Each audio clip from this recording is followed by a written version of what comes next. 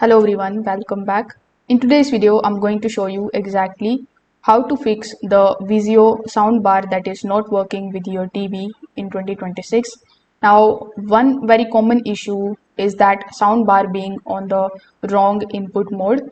So in order to fix it, what you need to do is you need to simply use the Vizio soundbar remote and you need to cycle through it like HDMI, ARC, then optical, aux, Bluetooth.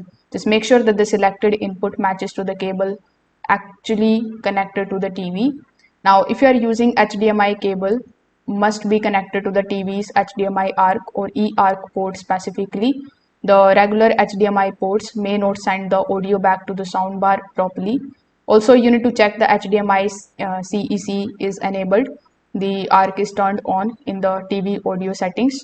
Now you need to also go to the TV sound settings and set the audio output to external speaker, audio system or HDMI ARC. Now if none of the methods are working for you, you can just simply press and hold the power button for about 15 to 20 seconds and wait for it to basically restart, and then after restarting you can try connecting it again with your TV. So if this video helped you out, make sure that you like this video and subscribe to the channel. Thanks for watching.